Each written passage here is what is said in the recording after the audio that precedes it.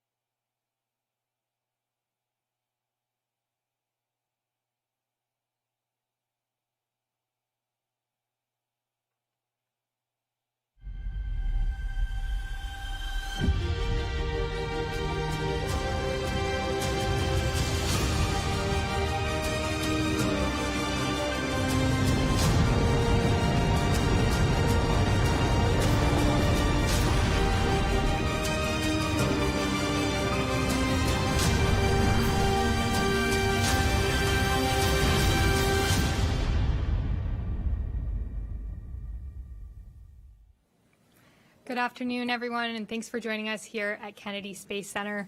I'm NASA Press Secretary Jackie McGinnis, and we're joined today for an Artemis update by NASA leadership and our Artemis II crew. They just got a first look at the spacecraft that will take them to the moon.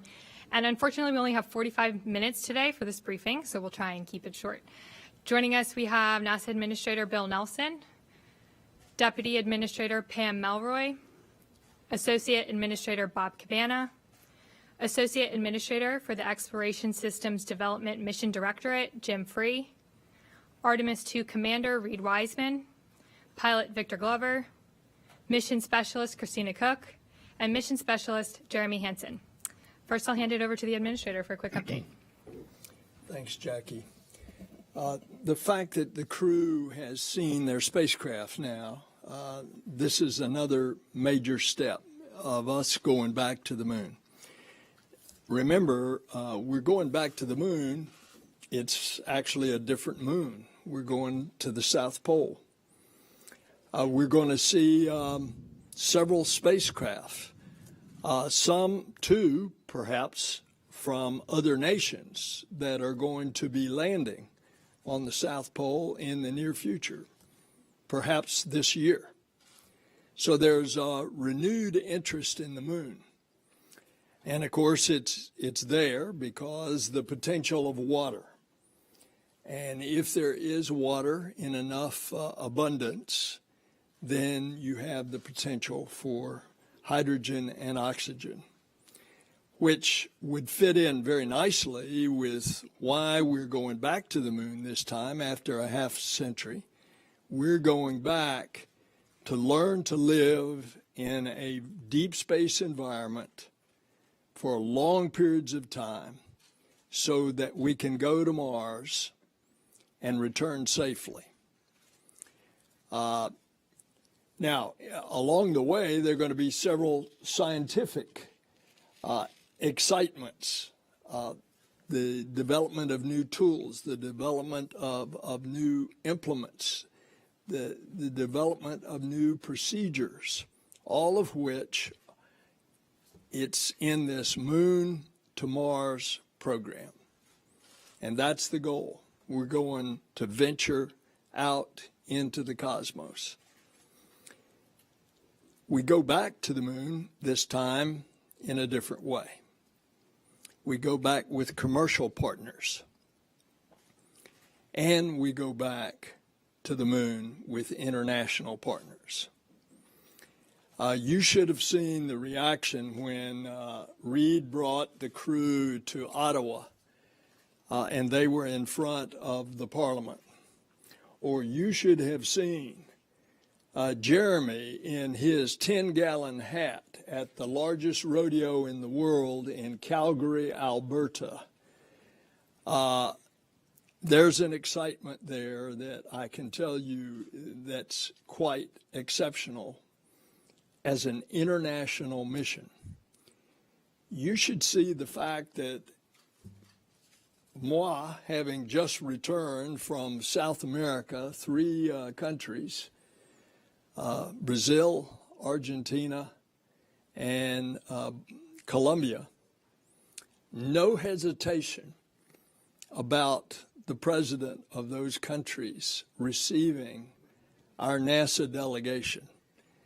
And not only excitement, but enthusiasm of presidents that amazed our U.S. State Department embassy staffs that would accompany us. There is this excitement in the international community. And of course, all along in the science that we're going to discover things just like I say about the James Webb Space Telescope. We're going to answer questions that we don't even know what the questions are right now. But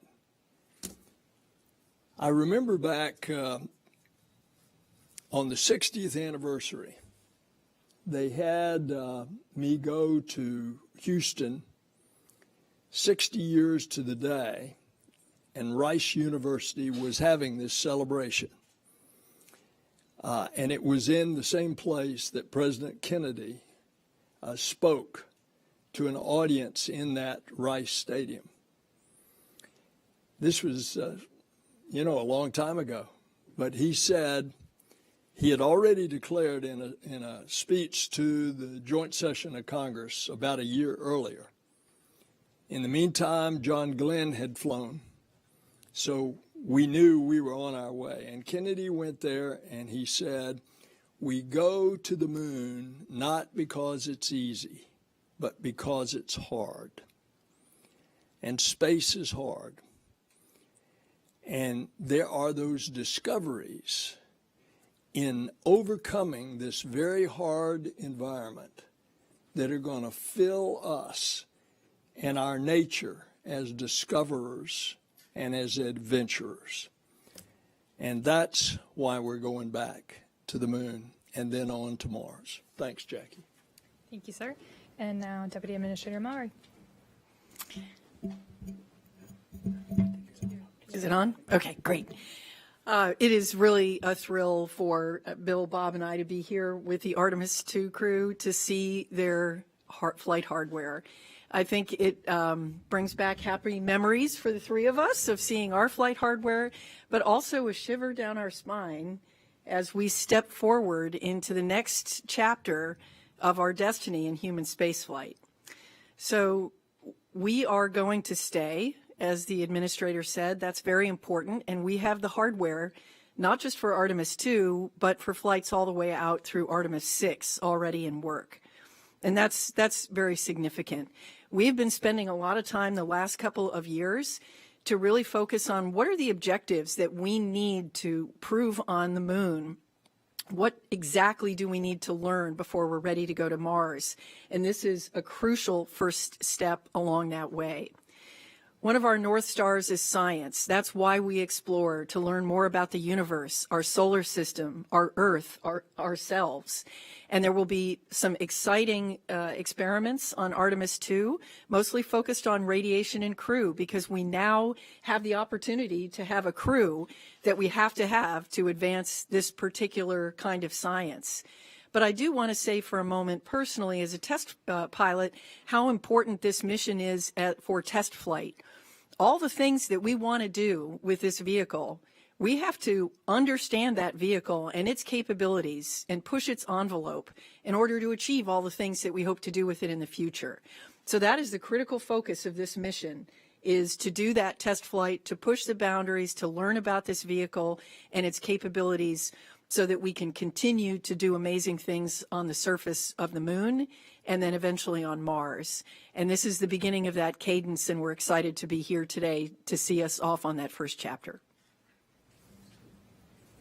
Well, I just want to say that it's always great to come home to Florida and KSC. This is where the action actually is, and not up in Washington, although it's a different kind of action up there. And it's great to see the crew. It's great to be part of this leadership team. This is our crew up at NASA headquarters, and I can't think of a finer team to be a part of than with these two. This crew down here, they're something special. They are really great people, very accomplished. And seeing them see the spacecraft, I know when they saw it, it makes it real. They know that they've got a mission that's coming up. I think back to when we were seeing the modules of the International Space Station when they were just an aluminum shell, and watching them come together and be completed. We knew we were going to have a mission when we got to go up and assemble the space station. It really makes it real. They got something to look forward to, and I envy them. I know these guys really well, and I'm very concerned about their health and safety. And I want you to know that as we move forward, going to the moon, going to the South Pole, safety is going to be paramount. It's not without risk, but we're going to do our very best to understand all the issues, the risks, to mitigate them as best we possibly can to ensure the safety of this crew. And that means a lot. And I want you to know, having lived through Challenger as a young astronaut candidate and through Columbia in a senior leadership position, we're going to do our absolute very best to ensure that when they strap in, we have done all that we possibly can to ensure their safety. We're learning a lot from the first Artemis test flight, Artemis I, and that's going to help prepare us for Artemis II. And Jim Free, my good friend who's leading this exploration effort for us, will share more about that. It's great to be here. Thanks. Thanks, Bob. Good afternoon, everyone. Great to be here. I guess I'm my own crew here because there's a crew there and a crew there. No, it's really great to share with you where we are with the hardware. We recently, towards the end of July, completed our post-flight assessment review from Artemis I.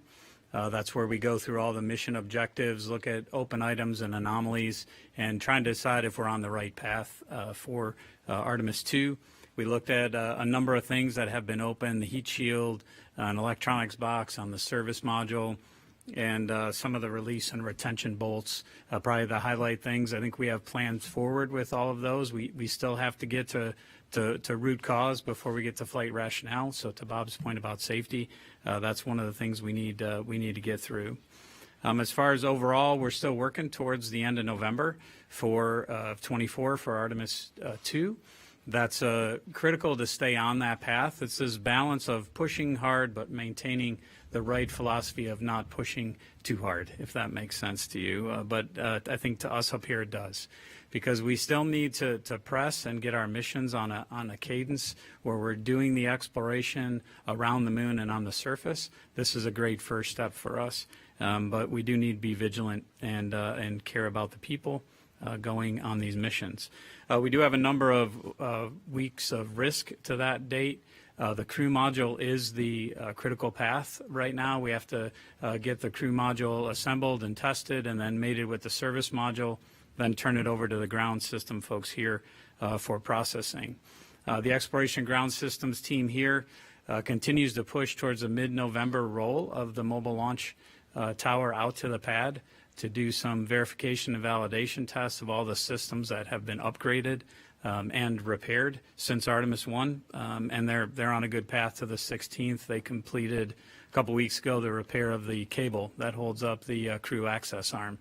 So that was a big change. We were originally going to roll out on the 1st, but that was one repair we had to make. Orion, I talked about the crew module already. I'm sure it was great to see inside that for the crew. The service module was handed over from our European service module partners and the European Space Agency in June. We're continuing to work on the heat shield. We'll probably look for final disposition of that early next year. The Space Launch System, all the hardware is here right now except the core stage. We're holding the core stage back in Louisiana for some repairs that we need to make to one of the downcomers, and that'll probably be shipped in the November timeframe. There's no impact to the overall critical path or anything for stacking, which will probably start in the February timeframe of next year. From a flight ops perspective, obviously the crew training is well underway. The landing and recovery team, which is part of the ground system group here at Kennedy, did the underway recovery test number 10 last week, which included a night recovery. And I know the crew got to see the team in San Diego before they put to sea. We're really not working major issues right now. We have some of the dispositions I talked about, but I think we're on a good path, and I want to stress that vigilance piece. I tell everybody, and I think I sat here at this table and said Artemis I was a great mission. We learned so much from it. The success was incredible. The only thing that carries over from that mission is the engineering. We're using all new hardware, so that vigilance of putting that hardware together and calling out when things are not right or there's a concern is really important, because these four folks next to me here depend on us to do that. So that'll be a focus of the team, and look forward to talking to you as we head closer to Artemis II. Reed? Awesome. Thanks, Jim. We made it to Kennedy. This is awesome. I'll speak on behalf of Victor, Christina, and Jeremy, and then we'll get into some questions. But we're fired up. It's a great day yesterday when you walk around the corner at the Neil Armstrong Operations and Checkout Facility, and there's your spacecraft that you're going to ride in. The ship, as they call it over there. And we got to look inside and hang out, and it was really quite fascinating. We've been busy since April 3rd. It kind of started with a bit of a media blitz, but then we got down to work. We've been studying spacecraft systems at the Johnson Space Center. We have gone out to Denver to visit with the Lockheed facilities out there and meet the engineers that are working on the vehicle, from the software, controls, and displays. As Jim said, we were out in San Diego working with our beloved United States Navy and the rescue and recovery forces that are working alongside NASA. And now here we are for our first visit as a crew to Kennedy Space Center. I think I want to touch on just two quick things. First, we get asked often what the measure of success for Artemis II is. And to the four of us sitting here, the measure of success for Artemis II is seeing our colleagues on the lunar surface, seeing our colleagues assembling Gateway, and then seeing people that are following in our footsteps walking on Mars and coming back to planet Earth. Like, that is the measure of success for us. Artemis II is the tiniest footnote in the Artemis campaign, and that is really what we believe. And every day that we go to work, we're looking at this vehicle for the future. We're not looking at this vehicle for Artemis II, and that means a lot to us. The other thing that I wanted to say, because it's really struck us, is we hear about the hardware, and it's real. Most of you saw it this afternoon with the spacecraft. Those that have been to Michoud have seen the booster. Out in Utah, our solid rocket booster segments are getting ready to be shipped down here for stacking. But as we go around and see the hardware, the thing that blows us away is the quality and the youthfulness of the people that are working on this program. These Americans, these Europeans, our Canadian allies to the north. When you get in these small rooms of 15 to 20 people and you see not only how hard they're working, but how motivated they are, how excited they are to be a part of this every single day. I wish every American, every Canadian, every European, everyone that's a part of Artemis, I wish they could just go see what we get to see, the quality of these people. It is totally awesome. Thank you. Thanks, Reed. And now we'll take your questions. For those of you joining us on the phone, you can press *1 to join the queue. And for those of you in the room, if you could wait for the mic to reach you. First, we have a question with Marcia Dunn with the AP. Marcia Dunn, Associated Press. Maybe for Mr. Free, or I don't know.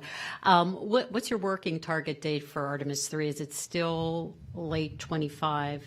And for Artemis II, is there any thought being given to upgrading to a real orbital flight? And if not, why not? And maybe you could tell me if that adds so much more complication that you wouldn't even want to try it, Reed. I don't know. But those are my questions. Yeah, so for Artemis III, We're still working to our contractual dates with everyone, which is the December of 25. We did receive a updated schedule from SpaceX that we're looking to get some more detail on. We were at Starbase a couple weeks ago and really spent some time going through their major milestones to the Artemis II mission, which includes a prop transfer mission as well as the uncrewed demo. So really kind of sharing our philosophy, their philosophy, where they are with the hardware, trying to understand their schedule some more. So I think we'll look at that and update around that in the near future after we have some time to digest it. But what we're holding all the contractors to is that December of 25 date. We may end up, flying a different mission if that's the case. If we're have these big slips out, we've looked at can we do other missions if the possibility exists there. But right now we're still trying to look at their schedule. The spacesuits are heading to PDR in October, so that's obviously another piece of hardware that is on the path, the critical path to that mission. As far as why not do an orbital mission? I think this mission was designed with safety in mind. So we're going to spend that 24 hours in Earth orbit. That was the first gate of can we get all the systems checked out before we're committed to go to the moon. So that was the first aspect of safety. The second was what can we do to make sure that we can get the crew home safely, even if we lose all the propulsion capability on the Orion main engine. So we're going to do that burn and do the lunar gravity turn so we don't have to take that risk. So everything about risk, even the crew size, we try and focus on what's the right crew size for all the tasks that we have to do versus the risk that we put them at to fly the mission. No, don't know if you want to address The only thing I'll add is every day I go to work, Jeremy tells me that we're putting this thing into low lunar orbit, and I keep telling him, no, we are not, because we are doing the highly elliptic orbit using the interim cryogenic propulsion stage, and our TLI will be done on that European service module built by Airbus, and we're going to use our prop there. We're going to use it smartly. I look at this mission profile as 3 orbits of Earth, and I really like the way we build on it. Our first orbit is 1,200 nautical miles. We get that first 90-minute checkout of spacecraft systems, and if there's something that our mission control teams in Houston don't like, we come home. And then we do that big, highly elliptic burn, and we go out to 38,000 miles, which we're going to be glued to the window at the apogee on that one. But that gives us our 24-hour return capability, and if everything's looking good, we do our TLI burn, which is also our deorbit burn, really, and then we do a few course corrections on the way out and the way back. So I really like the way safety is built into this mission profile, and I don't think we're going into low lunar orbit on this one. Thanks all. Tom Costello with NBC. Here in the middle.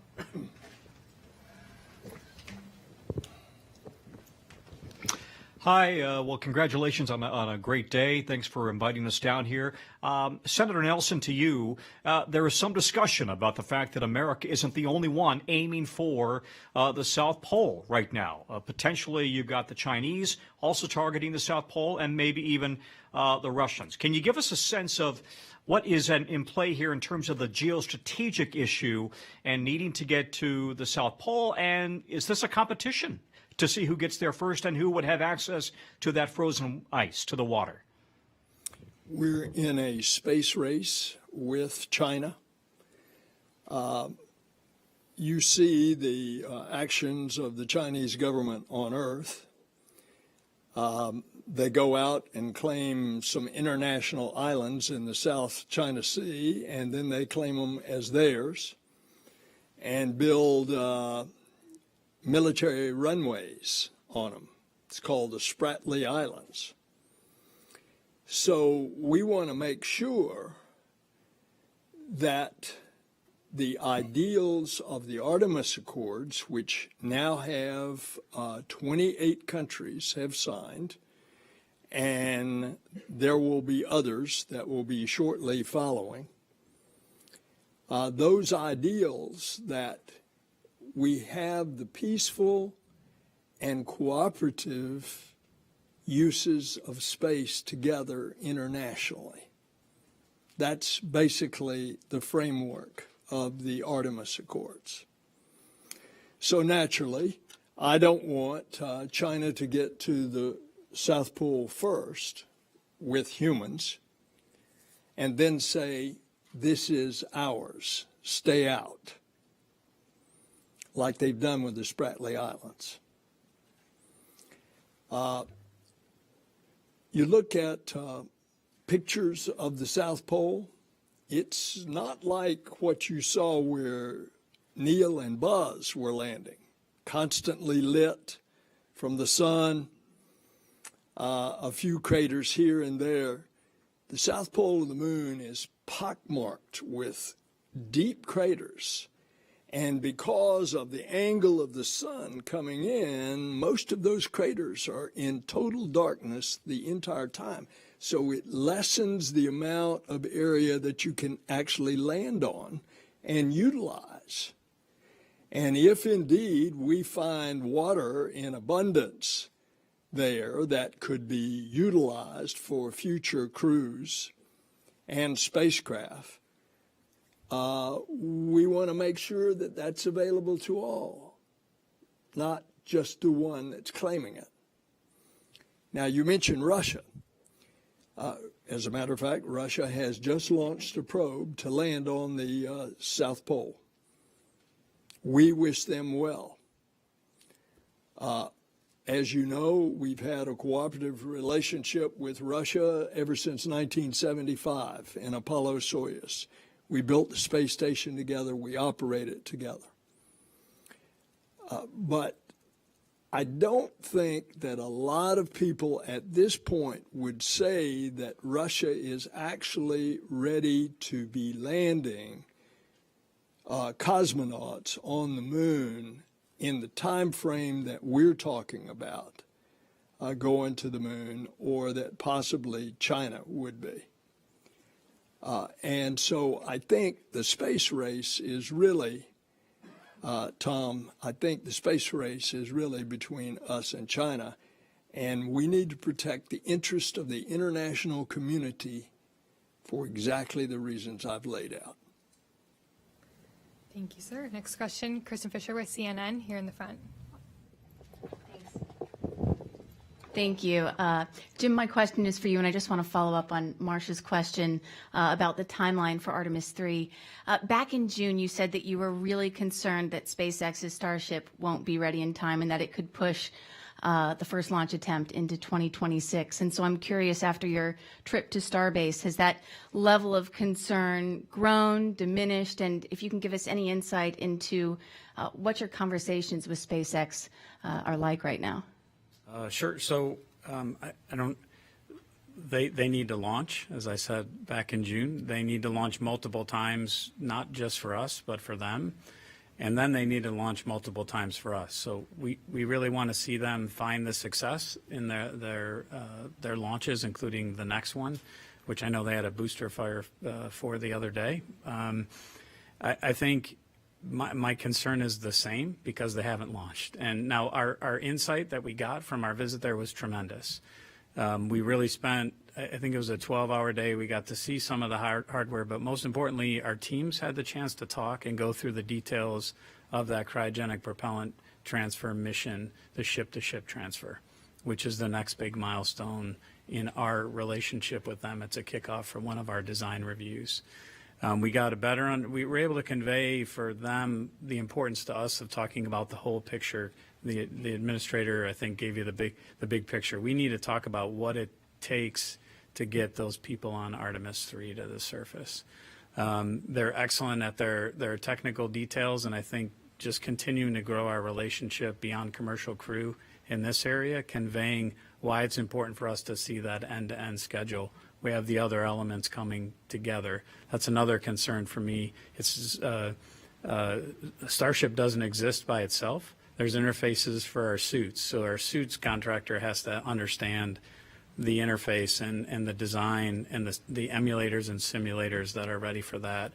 Similarly for Orion, we need that interface to be worked. So I think we have a better understanding in the big picture, our relationship, our needs. But we know they've proven that they can make great progress. I'm sure they will continue to do that.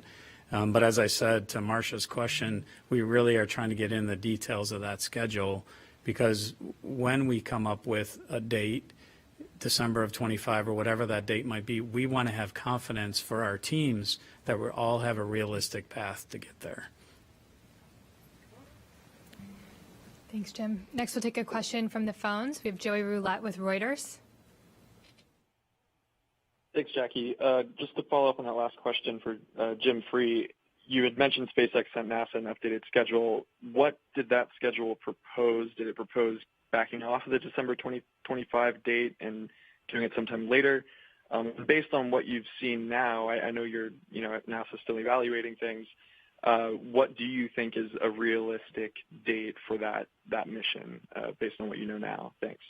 Thanks, Joey. I think my mom's probably watching this and just say, never did I think that Jim would get more questions than the astronauts on the panel. I think our teams are really trying to understand. I'm not going to give you a date, Joey, because our teams are trying to understand what are those trades. So we obviously have to go through a contract change when we make this, because we had a contractual date with SpaceX. And we need to understand where the pressure points are that they have, where our needs are with some of the emulators, simulators, and interfaces that I talked about, and then decide what's the realism of that. We don't want to kind of zero margin schedule. We have to understand what the margin is in all of this. So in order to do that, our teams have to interact. That meeting at Starbase I talked about was one of many. And then I think we'll come out in concert with the leadership team of the agency and say, hey, here's where we think it's realistic, what that date is. Thank you very much. Next question here in the middle.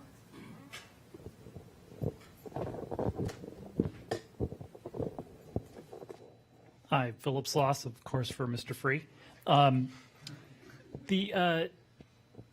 You were talking about the issues with Core Stage 2, Michoud. When do you expect the stage to be ready for the engines to be installed? And if you have, understand you still have a decent amount of margin in that schedule. What's the need date that you need the stage here at KSC? With stacking happen in February, that if it's not here in February, that's where it'll start to impact the critical path. But the Boeing team down in Michoud has a good handle on the work. This is a different flow than the stage went through the last time, because the stage the last time went down to Stennis and went vertical and had some traveled work with it there. Whereas this time we're doing all of that work at Michoud. So it's a little bit different flow, and we don't want to push it down here and then have traveled work down here that then brings the team from Michoud. We want them to do it. It's a little more challenging at Michoud because we have to rotate the vehicle, whereas if it's vertical, you can kind of get to all sides of it at one time. So it adds a little bit of time to it, but we feel like the best place to do that is Michoud, so we'll leave it there. But I don't expect it to go much past November. This last little issue we had on one of the downcomers was really minor in the grand scheme of things. But I don't see it pushing much past November. Thanks, Tim. Here on the left.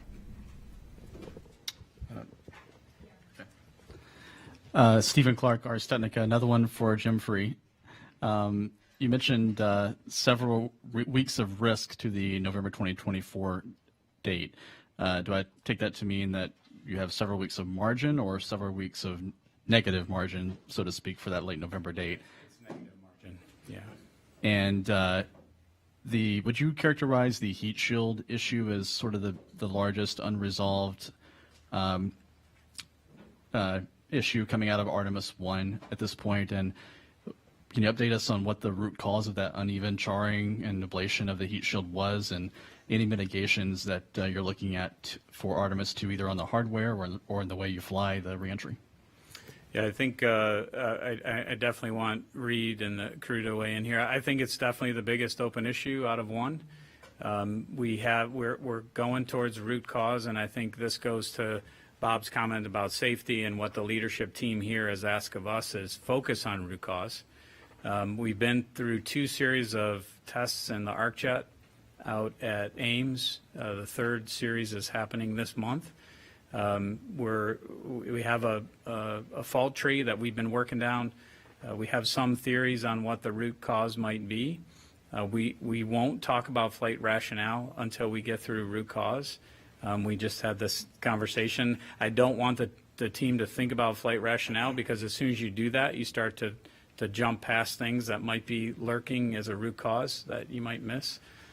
So we have some ideas on what that root cause might be, and these testing series are slowly buying that down. It's tests out at Ames. We've also done tests at Langley. We're doing some tests down at Wright-Patterson Air Force Base in Dayton. So we're using facilities across the country. I think we're on a path to that root cause with the final disposition in April, and of course that's got to come up all the way through the agency. Our technical authority is a big part of that. The crew hears about it. I think they said they just heard about it yesterday, so they're heavily involved. Obviously we're going to make the right decision to keep them safe. If that decision is we have to do something drastic, then we'll do that. But right now we're on a path to press to get to the root cause, and then we'll make the final determination from there. I don't know if you want to add anything to that, Reed. I think you did a great job touching on it, Jim. And every time you see me coming, you take a step back because I'm coming about heat shield. But we really have a lot of really strong trust in this team. We have some really talented researchers and engineers looking at the problem, and I know we will find the right solution. And for sure, this crew, we're not going to launch until we know we're ready, until our team knows that the vehicle's ready, and we will keep the pressure on. But so far, I think all the right things are being done. Anybody else want to comment on it? Thank you both. Next, we have another question on the phone. Andrea Leinfelder with the Houston Chronicle. Hi, this question is for Jim. I was hoping you could give a little more detail on what you meant by saying we might fly a different mission. Like, are you suggesting that if the lander isn't ready in time, maybe you'll fly astronauts around the moon for a second time? Thank you. I think we're always one of the things Pam talked, and I'm not going to get her words right, so I won't even try. But a few months ago about what we learned from ISS. I think one thing we learned from ISS is to make sure we're flexible so we keep human spaceflight viable. And one of the things that ISS did was really look at the assembly sequence as hardware was available and it wasn't. I think it's incumbent upon us to do that. That's what I was referring to, is we're trying to look at all the missions we could fly to keep learning. We may fly 2 and want to fly a different mission for 3 because we want to understand how the system works better. I don't want to look at it as a negative of, hey, we might not fly 3 the same way. For me, it's continuing to learn to do exactly what Reed said, so that eventually we're putting humans on Mars. We're not going to accomplish everything in one mission. We shouldn't expect to. What we should do is expect to fly it safely and advance our cause of understanding, to do our science, but cause of understanding of our vehicles and systems. Thanks, Jim. We have another question on the phone from Sarah Derry with Radio Canada. Sarah? Le vaisseau Orion, comment ça s'est passé aujourd'hui? Peut-être un mot sur ça, s'il vous plaît. I'll say a couple of words in French and then in English so it's understood here as well. But pour moi, c'était incroyable de voir la capsule Orion pour la première fois. C'est la première fois que j'ai vu dedans la capsule et c'est magnifique. Et seeing the capsule for all of us sent shivers down our spines as we saw it for the first time inside, and real flight hardware made a real impression.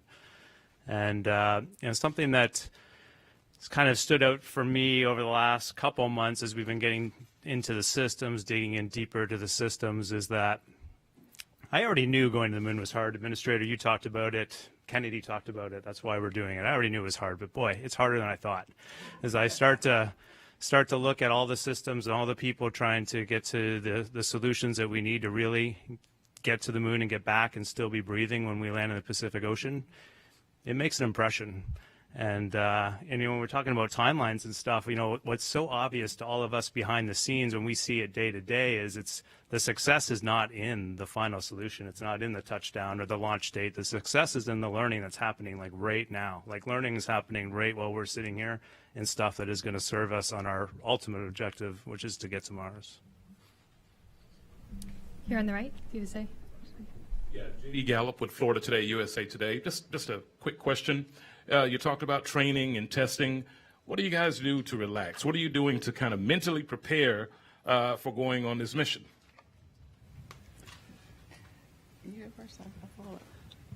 So, we spend a lot of time doing this, spending time with you all, sharing the good news. So honestly, when we're not doing this, that's a good time too. But no, we understand how important this is, and thank you for being here to share the story.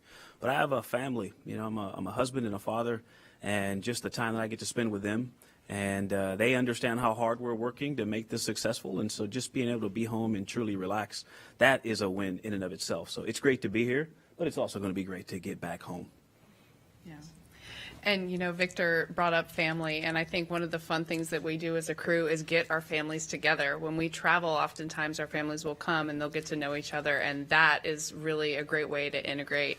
We feel like a family in and of ourselves, and I think they are also feeling that way. But just taking time. Last night, for example, on this trip, we found a restaurant, and the four of us went out to dinner together and had a great time, just, camaraderie and spending time together. So all the normal things, just like we'll have those group meals in space in the Orion vehicle. We're doing it here on Earth to prepare for getting to know each other and all that trust and relationship building that's going to be needed for ultimately the successful mission that we're going to do together. And I'm hearing whispers or question about which restaurant. We're government employees, you know what Yep, no endorsement. Next question. Richard with the Orlando Sentinel. Hi, thanks. And this is for the astronauts. Sorry, Jim. The last time Reed and I were in the same room, we spoke. We had an Apollo astronaut telling us great stories. I'm wondering if each of you have had the opportunity to discuss with any of the people still with us who have already traveled to the moon, and if there's any inspirational stories that you might be able to share. Thank you. I almost missed a call from General Tom Stafford because I thought I was a telemarketer on the day that we were announced as a crew on April 3rd. And I did pick up the phone, and what really shocked me was how unbelievably excited he was that we are going back to the moon for the agency, for the nation, and for the planet. So that was my story. And, someone who is very active in lunar science, period, and obviously the architecture that we're going to use to go back to exploring the moon and beyond is Jack Schmidt. He's still around. He's still very active. And to see his excitement and continued enthusiasm about this project is great. And so he's always been around. But someone who I've had some really interesting conversations with about recently, and he didn't go to the moon, but was an Apollo astronaut, Rusty Schweikert. And our conversation centered around human nature and ancient wisdom. And I'm gonna save it for later because I think he's gonna have a chance to tell some more of this story. But the ancient wisdom part was a really fascinating conversation. Good time for one more question. Here in the front. Yusuke Tomiyama, the Yomiuri Shimbun, Japanese Daily. My question is to Mr. Nelson. You mentioned the difference between the Apollo program and the Artemis program. One major difference is international cooperation. Japan secured the opportunity to both fly on the Gateway in the Artemis program, but the opportunity to land on the moon has not decided, so uncertain. What do you think about the opportunities for Japanese astronauts to land on the moon? This is a question that every country, every country in the world is asking. And, of course, the specific answer to your question will be decided years later. Thus far, those countries that will be represented by an astronaut going to the Gateway have participated in the planning and will participate as part of the Gateway, which is the mini outpost or space station that will orbit the moon. The question about landing on the moon is to be determined. Obviously, it will be as a result of a participation. In Japan's case, Japan is very interested in doing a compartmented, pressurized rover on the moon. That would certainly be a part of the consideration, but other nations are doing the same kind of planning for the future as well. So even though we have a U.S. ambassador in Japan named Rahm Emanuel, who constantly is asking me on behalf of the Japanese government these questions. Nevertheless, that's going to be determined some period in the future. All right, thank you all so much. Unfortunately, that's all we have time for today. I know we had a lot of outstanding questions, so please feel free to reach out to us in the NASA newsroom. You can learn more about NASA's Artemis missions at nasa.gov/Artemis, and I hope you have a great rest of your day. Thanks.